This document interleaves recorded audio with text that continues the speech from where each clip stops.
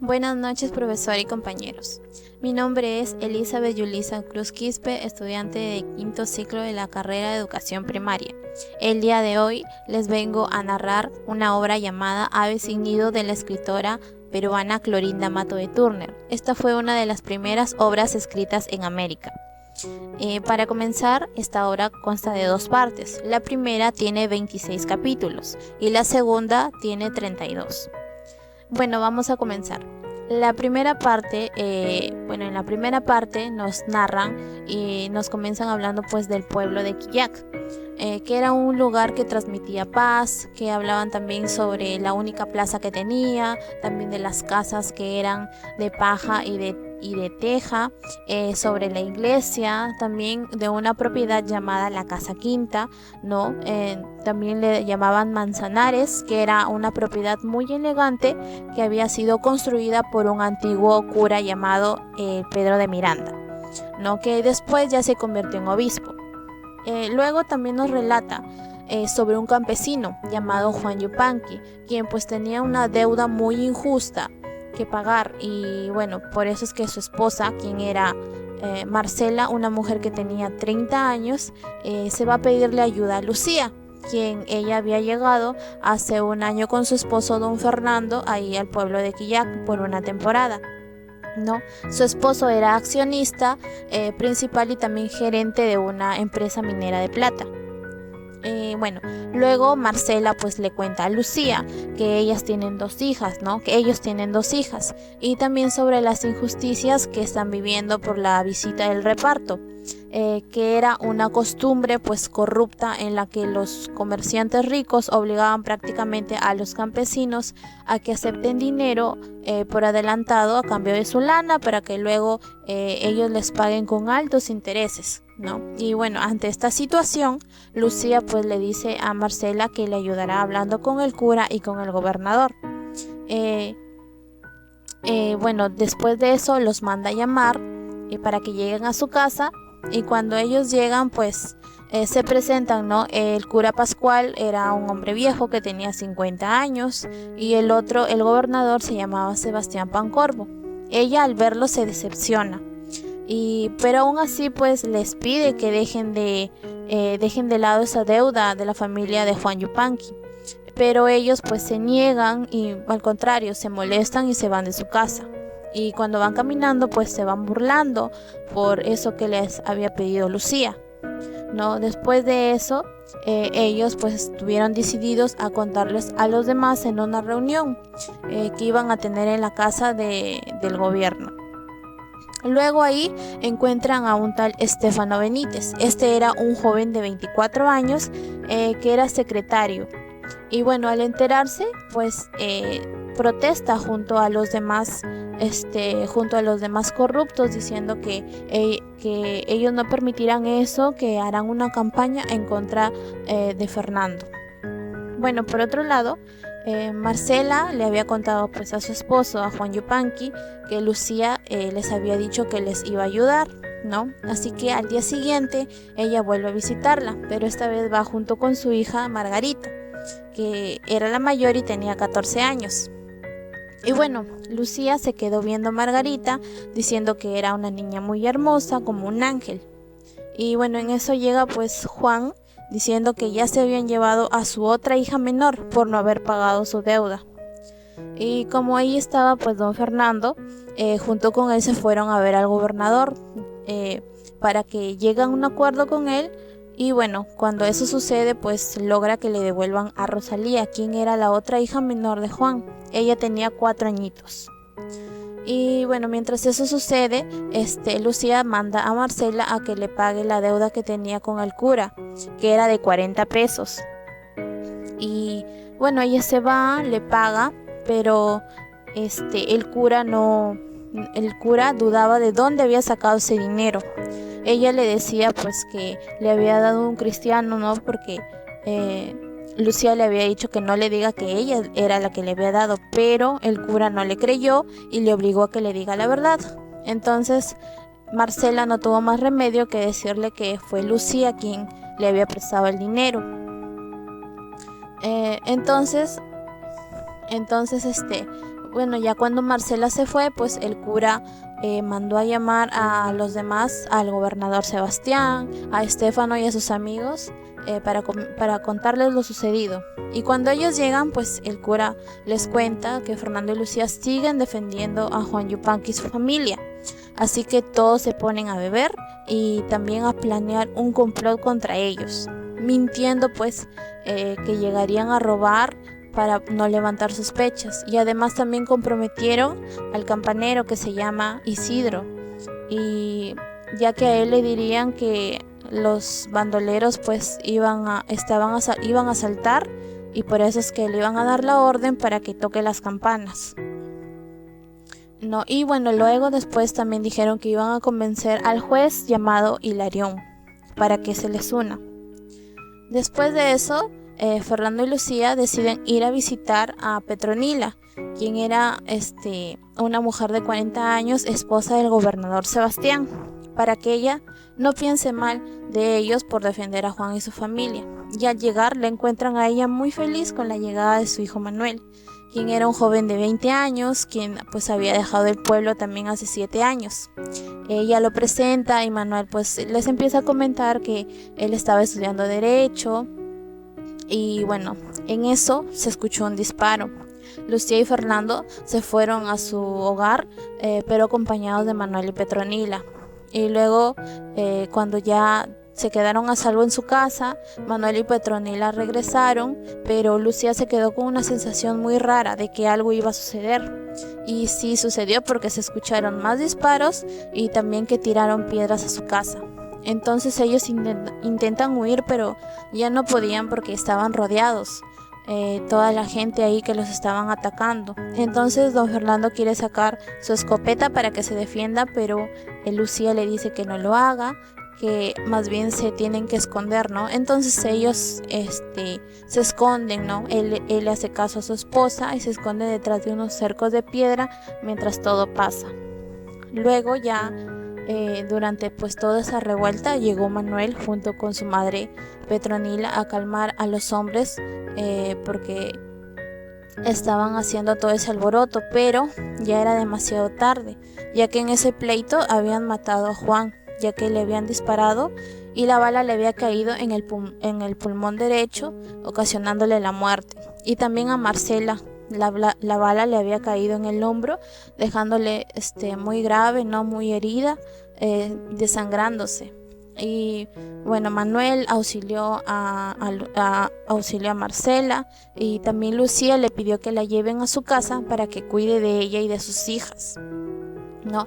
Luego don Fernando se pone a ver todo para que entierre a Juan, y también cuando Manuel pues y Petronila ya se van a su casa, él se va sospechando de que habían sido el cura Pascual, Estéfano y también su padre Sebastián. Y como ve que se acercan problemas, él y su madre pues le piden a Sebastián que deje su cargo, que era la gobernación. Y don Sebastián al inicio no quiere aceptar, pero luego sí los escucha y termina aceptando. Después, por otro lado, Marcela se encuentra a punto ya de morir y le confiesa pues a Lucía su secreto, que era que Margarita no era hija de Juan Yupanqui. Y entonces luego pues mandan a llamar al cura Pascual ya para que Marcela se confiese, porque estaba agonizando. Y después ya llegaron Manuel con don Sebastián, y él llegó todo avergonzado por todo lo ocurrido, diciendo que va a reparar el daño, pero le dijeron que cómo lo iba a reparar si ya habían muertos y heridos, y ya Marcela también estaba por morir. Entonces ya en eso Margarita entra diciendo que su madre ya había fallecido, ¿no? Y todos van a verla.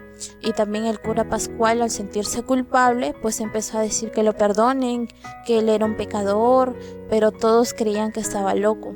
Hasta que en ese instante también el cura se puso muy mal, hasta que le dio mucha fiebre y cayó al piso. Y después ya lo llevaron a su casa para que lo cuide su familia, pero él solamente tenía a su Pongo, que era un sirviente, y también a su perro. Después ya Manuel, al ver sola pues a Margarita, ¿no? Al verla huérfana, ya contempla su belleza, pero también se empieza a enamorar de ella. Y luego le dice que será como un hermano y que pues va a trabajar por ella. Pero en realidad él lo que sentía pues era amor. Y bueno, ya después don Fernando preparó todo también para el entierro de Marcela y para que sus hijas pues se alojen ahí, ya que ellos van a cuidarlas, ¿no? Y también dicen que ahí pues como las niñas se habían quedado huérfanas, mencionan ya la palabra que son unas aves sin nido. Y bueno, por último, ya después de lo ocurrido, Stefano reúne a los autores del crimen en su casa y acuerdan que le echarán la culpa a las personas que ya estaban muertas, pero como eso levantará sospechas y no les creerían, pues deciden echarle la culpa al campanero Isidro. Bien, ahora continuando con la segunda parte, ya después de lo que ocurrió en la primera, pues el pueblo de Quillac ya entró en un periodo de calma y luego pasaron varios meses y el juicio sobre el ataque a la casa de don Fernando pues iba muy lento. Y así como siempre pasa en el Perú, ¿no? Y bueno, el juez, el juez de paz, quien era Hilarión Verdejo, viudo de 3 mujeres, quien era el encargado, pues solo retrasaba el proceso. Y bueno, junto con él también trabajaba Stefano Benítez, quien era su secretario, ¿no? Y él le había dado pues la idea de echarle la culpa al campanero Isidro Champi, ¿no? También. Y bueno, también se veía, con eso ya se veía que también se acercaba otra injusticia más en ese pueblo. Y luego Manuel, por otro lado, pues ya deja de visitar la casa de don Fernando para que no hayan malos entendidos ni malos comentarios. Pero un día él se armó de valor y se fue a verlo. También cortó un ramo de violetas para que le entregue a Margarita, ¿no? Porque estaba enamorado de ella. Y bueno, cuando él se vaya a visitar a Lucía y a Fernando, ahí se entera que van a mandar a Margarita y a su hermana Rosalía a Lima para que reciban una mejor educación. Y bueno, pues él ya al ver eso, ¿no? Al oír eso, ya también iba pensando que quería ir tras Margarita a Lima para tener un futuro con ella y poder casarse. Y bueno, mientras tanto también el cura Pascual pues se recuperó de la fiebre que tenía, ¿no? Era una fiebre tifoidea que le había dado.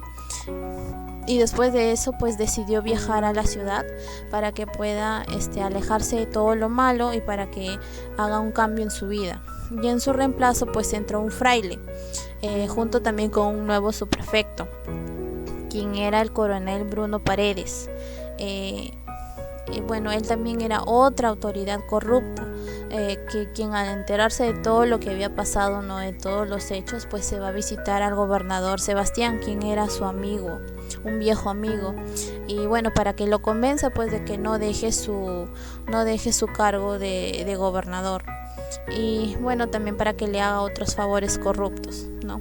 Y bueno, cuando ya se fue y visitó a Sebastián, él volvió a caer en sus redes, pues y se olvidó de lo que su esposa y su hijo le habían dicho, ¿no? De dejar el cargo. Así que el coronel Paredes pues lo nombró nuevamente gobernador y el pueblo sobre todo creyó en las mentiras de este coronel, ¿no? Ya que lo felicitan pues sin saber sus verdaderas intenciones en realidad.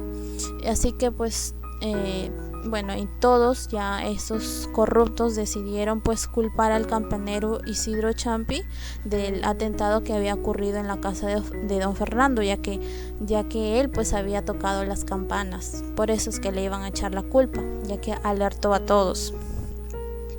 Entonces pues ya Stefano se fue a arrestar a su casa al campanero, que también tenía por apodo Tapara, ¿no? Él tenía 40 años y también 7 hijos.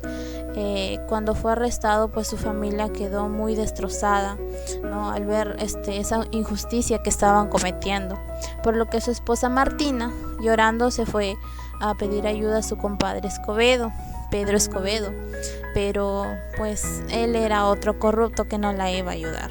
Y bueno, Por otro lado, también Fernando se había quedado pensando en el futuro que le espera junto a su esposa ahí en ese pueblo de Quillac. Así que mejor decide en 20 días ir a vivir a Lima, ya con ella junto con las niñas, ¿no? Ya que tenía pues que proteger a su esposa debido a que ella estaba embarazada también. Y bueno, volviendo a cuando el cura pues se fue a la ciudad, no viajó, él allá pues había decidido cambiar su vida, pero no pudo. Se volvió malas andadas, por así decirlo, y falleció, ¿no? Ya que la conciencia lo remordía y no lo dejaba en paz. Y bueno, por otro lado, ya como Manuel se encontraba pues hablando con su madre, le dice que necesitan dejar de depender de don Sebastián. Entonces pues ella le dice que pensando en él había ahorrado una platita, que eran como 10,000 soles. Entonces Manuel pues se va a ver a don Fernando para que le pida también un favor, y bueno, también conversar acerca de Margarita, ¿no? Y en esa visita pues él encuentra a Margarita sola y le declara su amor, y ella, como aún es una niña de 14 años, pues estaba muy confundida, pero también sentía algo muy especial por Manuel. Luego pues ella se va a llamar a su padrino, como así lo llamaban, ¿no?, a don Fernando, para que conversen. Y cuando él llega pues se ponen a hablar sobre la muerte del cura Pascual, y también Manuel ya le pide el favor que le ayude a trasladar unos fondos a Lima, ¿no?, que eran los fondos que había ahorrado su mamá Petronila. Entonces don Fernando acepta, pero también él a su vez le pide que lo ayude para que liberen al campanero. Y bueno, Manuel ya ahí le dice que él siempre pues va a tener su apoyo, ¿no? Y mientras tanto pues Margarita, cuando se fue a llamar a su padrino, se quedó hablando con su madrina Lucía, haciéndole ver pues que estaba enamorada de Manuel. Pero Lucía trata de alejarlos, diciéndole pues que no puede estar con el hijo del asesino de sus padres. Pero Margarita pues al oír eso quedó muy destrozada, pero Lucía solamente trata de consolarla y protegerla. Pero ella sabía que pues ella no era la verdadera madre para que haga eso. Bueno, luego pues la obra también nos narra que cuando encerraron al campanero, su mujer Martina fue a buscar a su compadre Escobedo, quien le engaña diciéndole que sí iba a dejar salir libre, que sí iba a poder sí iba a poder hacer que lo saquen libre, pero para ello que ella necesita 4 vacas como pago para que los liberen, ¿no? Le dice que una va a ser para él, otra para el gobernador, otra para el juez y una para el subprefecto, ¿no? Ella duda al inicio, pero luego termina aceptando. Y después recuerda a don Fernando y piensa que él también la puede ayudar, entonces se va a verlo, ¿no? Y ya en otra parte ya se muestra al subprefecto Paredes, que visita un pueblo de Quillac llamado Saucedo, donde ahí se enamora de una joven llamada Teodora, quien era hija de don Gaspar. Ella estaba comprometida con Mariano, quien era un joven que estaba trabajando lejos para que pueda ahorrar para su boda. El subprefecto trata de seducirla, pero ella lo rechaza. Y bueno, ahí es cuando su padre, don Gaspar, decide que ella se vaya a casa de Petronila para que no le haga daño. Y entonces, bueno, junto con su criado Anselmo, la manda en caballos hacia la casa de doña Petronila. Y ya cuando el coronel Paredes se da cuenta que Teodora pues no se encuentra, la manda a buscar. Pero luego de eso, después de mandarla a buscar, él recibe una carta del gobierno y huye del pueblo, salvándose pues así Teodora, ¿no? Y ya después, como Manuel y Fernando pues seguían en conversaciones, Petronila llegó con Teodora a contar lo sucedido, ¿no? Y la admiraron por siempre serle fiel a su novio. Y también ahí en eso presentaron a Margarita, ¿no?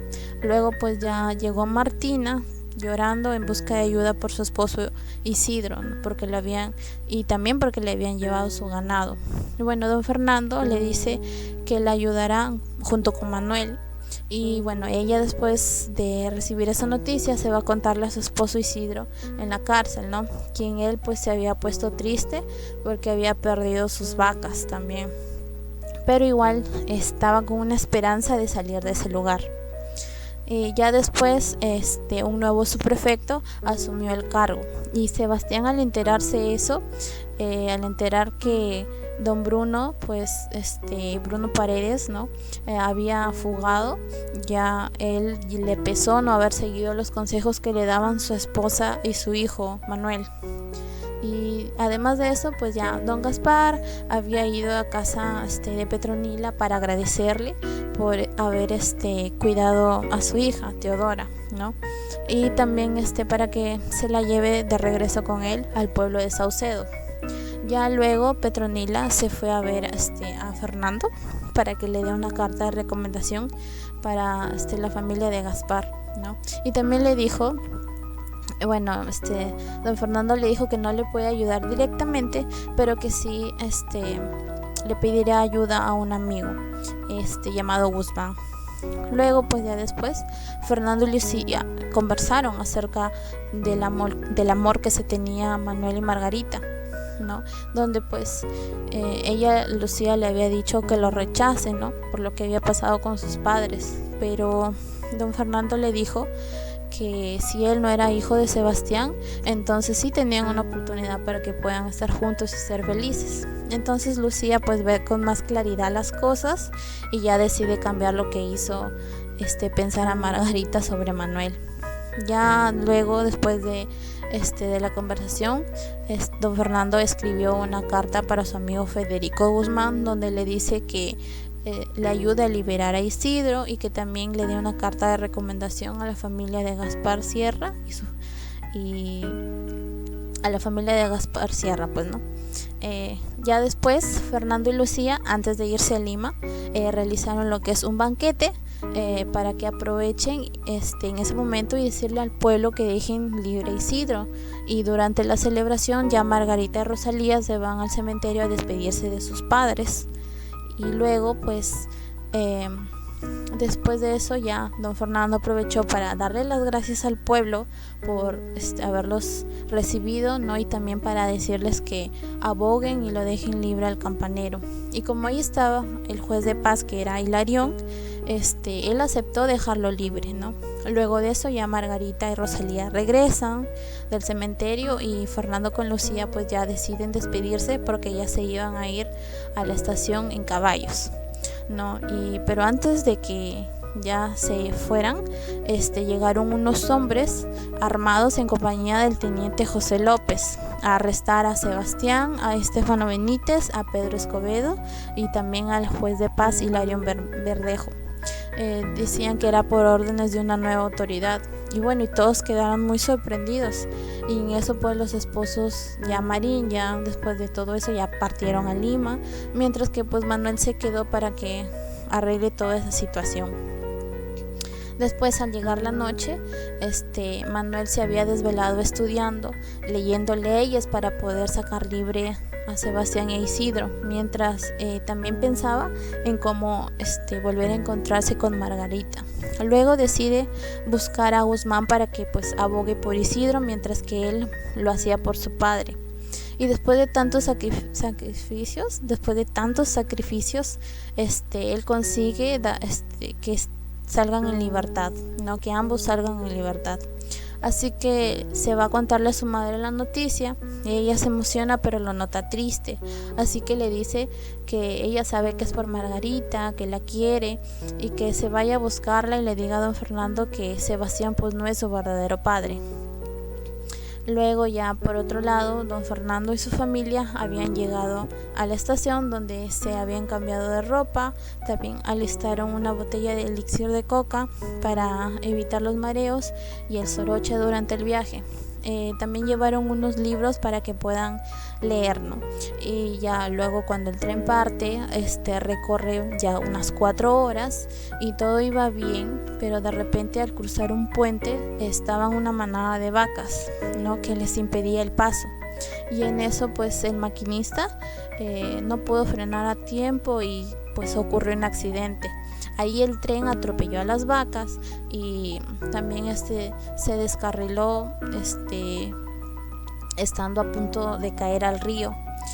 Pero el maquinista, que era Mr. Smith, pues hizo una maniobra y hizo que el vagón donde estaba don Fernando con su familia no se hundiera, ¿no?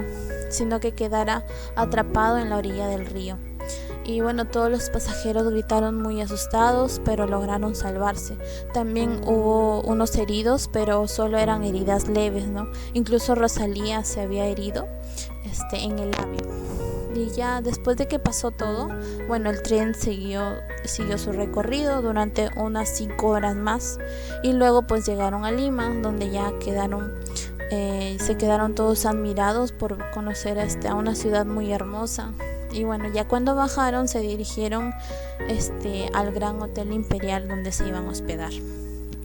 Mientras tanto, en Quillac, pues Sebastián, ya libre, llegó a su casa y Manuel pues aprovechó para explicarle todo acerca de Margarita, ¿no? Y todos los planes que tenía con ella.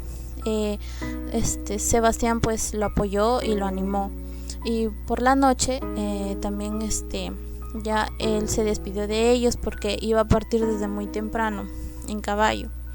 Y ya por otro lado, Isidro también, pues que había salido libre, llegó a su casa, pero él estaba muy triste debido a que había perdido su ganado, ¿no? Su familia lo consolaba, pero igual Martina lloró por haber perdido a sus vacas. Después se pusieron a pensar en las injusticias que sufrían, ¿no?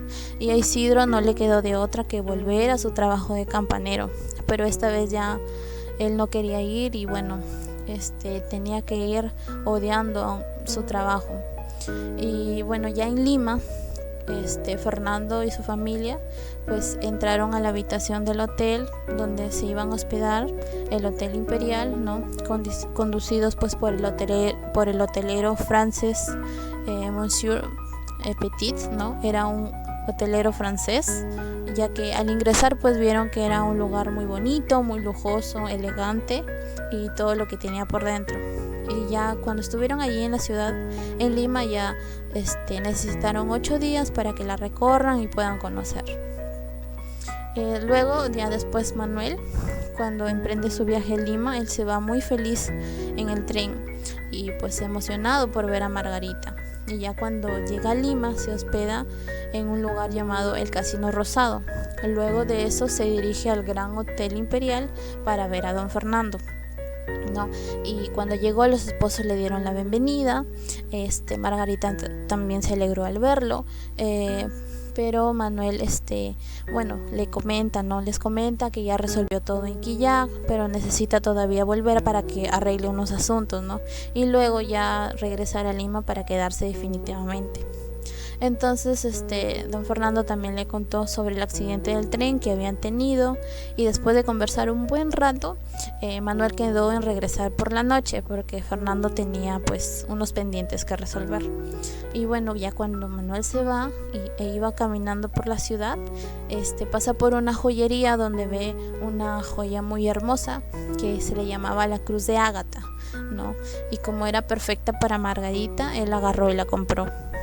Y luego ya cuando pues Manuel cuando llegó la noche, Manuel se fue nuevamente a visitar a la casa se fue a visitar al lugar donde estaban hospedados don Fernando y su familia, ¿no? Llegó ahí y encontró a Margarita, ¿no? Y le dijo que iba a pedir su mano para que sea su esposa. Y bueno, ambos se besaron, él entregó la joya que le había comprado, la Cruz de Ágata, y bueno, en eso ya llegaron Fernando y Lucía. Entonces Manuel le dijo a Fernando que amaba a Margarita, ¿no? Le dijo todo, sobre todo el amor que sentía por ella, y también que había venido a pedirle su mano para que sea su esposa. Entonces